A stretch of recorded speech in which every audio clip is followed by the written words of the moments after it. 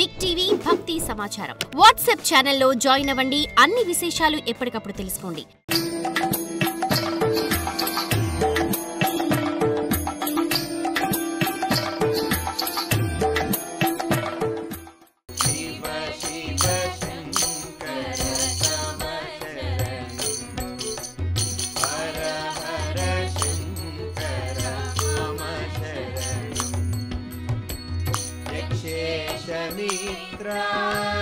तव चरणं यमि जनसन्नुत तव चरणं यमदमशीला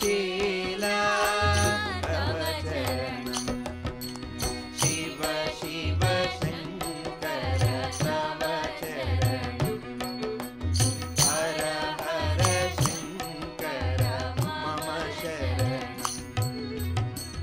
षडक्षराख्या तव चरणं षण्मुखताता तव चरणं सच्चिदानन्दा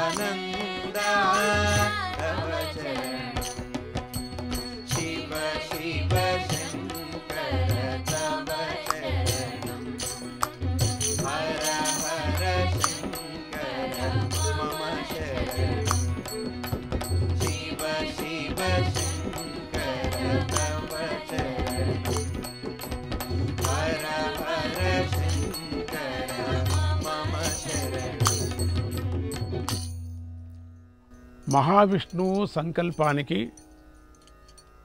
శివుడి వరం తోడై సత్యవతి పరాశరులకు అద్భుత ద్వీపంలో ఒక పిల్లవాడు జన్మించాడు. ద్వీపంలో పుట్టాడు గనుక పిల్లవాడిని ద్వైపాయనుడు అన్నారు. నల్లగా ఉన్నాడు కాబట్టి నాలాగా ఆయన్ని కృష్ణుడు అన్నారు. అది నిజమే. ఇలా రెండు పేర్లు కలిసి కృష్ణ ద్వైపాయనుడు అనే పేరు వచ్చింది. ఆయనకు బాల్యమే లేదు. ఆయన పుడుతూనే బాల్య కౌమారాలను దాటి యవన దశకు చేరాడు. పుట్టగానే పెద్దవాడై ద్వైపాయనుడు నేను తపస్సుకు వెళ్ళటానికి అనుమతించండి అని తల్లిదండ్రులను కోరాడు. పుడుతూనే పెద్దవాడైపోయాడు. అందుకు తండ్రి అంగీకరించాడు. కానీ తల్లి మాత్రం అడ్డగించింది. కొన్నాళ్ళైనా దగ్గరుండి వెళ్ళు అన్నది.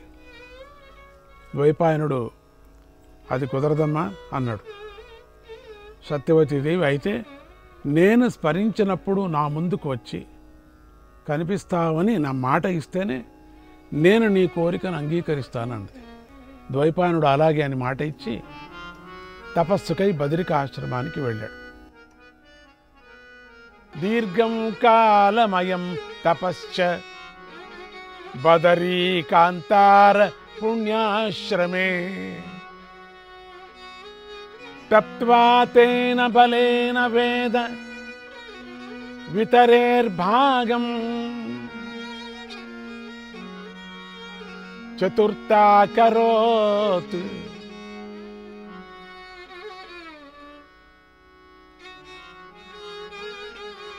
తం చాష్టాదశ సత్పురాణ నిచయం శ్రీమన్మహాభారతం తచ్చారీరక సూత్రజాత మకరోత్ తం వ్యాసమునిం భజే తం వ్యాసమౌనిం భజే. హిమాలయాల్లోని బదరికాశ్రమంలో ద్వైపాయనుడు సుదీర్ఘమైన తపస్సు చేశాడు. ఆ తపోబలం వల్ల ఏకరాశిగా ఉన్న వేదాన్ని ఋగ్యజు సామాన్ అథర్వణ వేదాలుగా విభజించి వేదవ్యాసుడనే బిరుదును పొందాడు. 18 పురాణాలను, మహాభారతాన్ని, బ్రహ్మసూత్రాలను వ్యాసుడు రచించాడు. మహాభారతం సామాన్యుల కోసమని చెప్పారు. బ్రహ్మసూత్రాలు పండితుల కోసం ఉద్దేశించబడ్డాయి అన్నారు. ఈ విధంగా కర్మ, ఉపాసన, జ్ఞానాలనే 3 కాండాలను విస్తరింపజేయటానికి కావలసినంతా చేసి మానవలోకానికి హితం చేశాడు. ఇప్పుడు మనం వ్యాస మహర్షి యొక్క భక్తి తత్వాన్ని గురించి మాట్లాడుకోవటానికి ఇక్కడ చేరి ఉన్నాం. మనమంతా కూడా అనుకుంటున్నాం, వ్యాసుడు భగవంతుడి భక్తి కన్నా ముందు మాతృభక్తిని ప్రకటించాడు.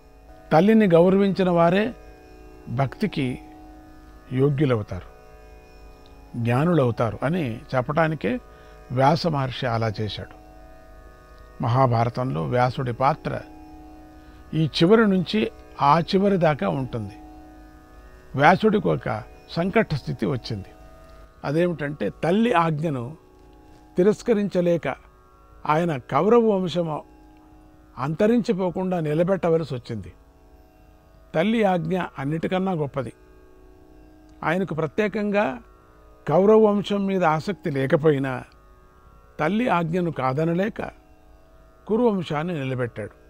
మహాత్ములైన వారందరూ తల్లిని పరదేవతగానే చూసి ఆరాధించారు కూడా. అందువల్లే వ్యాసుడు తల్లి ఆజ్ఞకు కట్టుబడి తన తపో విధానాన్ని మార్చుకొని కురువంశాన్ని నిలబెట్టాడు. మహాభారత కథంతా వ్యాసుడు చేసిన ఈ మహత్తరమైన తల్లి ఆజ్ఞాపాలన మీదే ఆధారపడి ఉంది. వ్యాస మహర్షి వినయం వల్ల, మాతృభక్తి వల్ల మనకు అంతటి గొప్ప గ్రంథం చిక్కింది. అలా మహాభారతానికి మూల కారణమైన వ్యాసుని నిత్యం స్తుతిస్తూ ఉండాలి.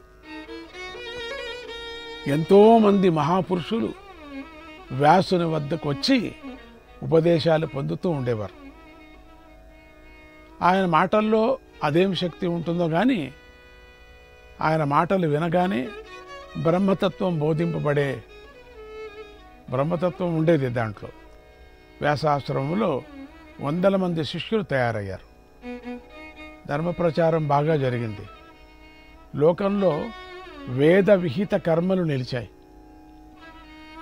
అన్ని వ్యవహారాలకు, అన్ని ధర్మ సూక్ష్మాలకు మహాభారతం మూలదండమైంది. అందరూ దాన్ని చదివి ఆచరించసాగారు. వేదాంతులు బ్రహ్మసూత్రాలను అధ్యయనం చేసి బ్రహ్మతత్వాన్ని సులభంగా తెలుసుకున్నారు. ఇలా సమస్త వాగ్మయానికి కారకుడైనప్పటికీ వ్యాస మహర్షి మనస్సులో ఏదో తెలియని వెలితి ఉండేది. ఇంత పెద్ద వ్యాసుడికి ఏదో తెలియని ఒక బాధ ఉండేది. ఆ వెలితిపోయి మనశ్శాంతి సిద్ధించాలని సనకాది మహర్షులను సంప్రదించి వారితో చర్చలు జరిపాడు. అయినా వ్యాసుడికి మనశ్శాంతికి కరువైంది. కాకపోతే వారందరినీ కలవటం వల్ల తాను చేయవలసిన పని ఇంకా ఉందని వ్యాస మహర్షికి అర్థమైంది. సరస్వతీ నదీ తీరంలో కూర్చొని ఏం చేస్తే నేను సంకల్పించిన లోక కళ్యాణ కార్యం పూర్తి అవుతుంది, ఎందుకో పూర్తి కాలేదు మీ అవతారం, మనశ్శాంతి లభిస్తుంది ఎప్పుడు అని ఆలోచించసాగాడు. ఆ సందర్భంలో దైవవశాత్ నారద మహర్షి నారాయణ గానం చేస్తూ అక్కడికి వచ్చాడు. కృష్ణా మాఝీ మాత, కృష్ణా మాజ పిత, కృష్ణా మాఝీ మాత, కృష్ణా మాజ పిత, బహణి బంధు చులత కృష్ణ మాజ, బహణి బంధు చులత కృష్ణ మాఝ, కృష్ణా మాఝీ మాత, కృష్ణా మాజ పిత, కృష్ణా మాఝీ మాత, కృష్ణా మాజ పిత.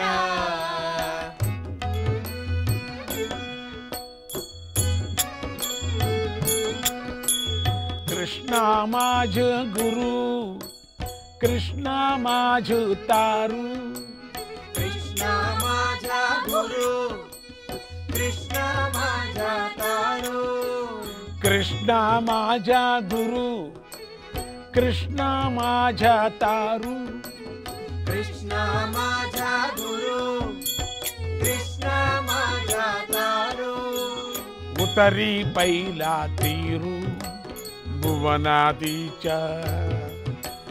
ఉతరి పైలా తీరు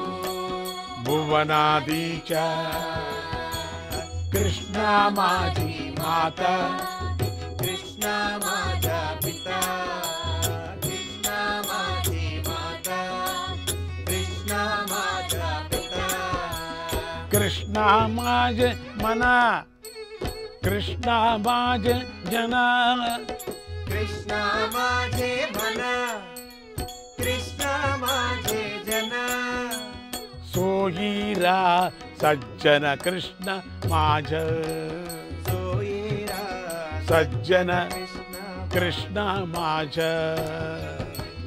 सोयीरा सज्जन कृष्ण माझ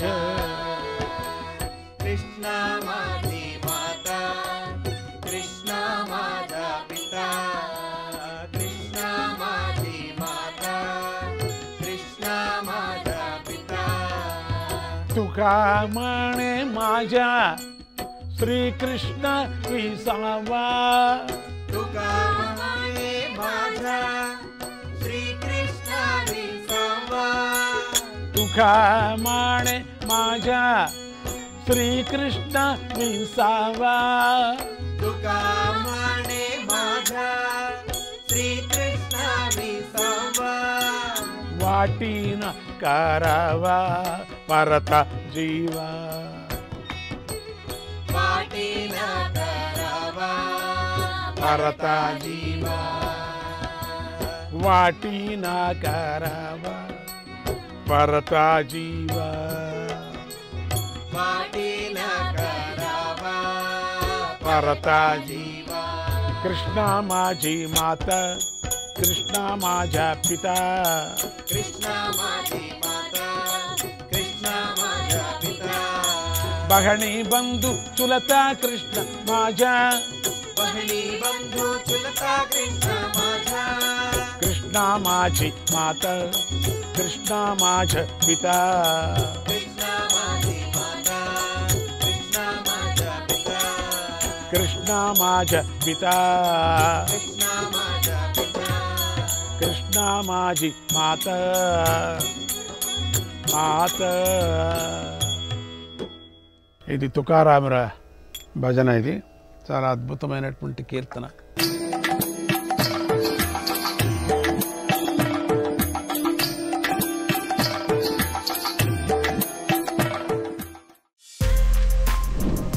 For more videos like this, subscribe Big TV channel.